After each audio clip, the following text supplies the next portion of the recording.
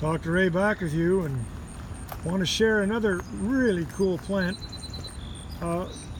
This is Mexican or Texas Petunia, otherwise known as Ruellia. The normal one that you will buy is big and, quite truthfully, invasive. This is a dwarf form, and I like it because certainly it's much shorter.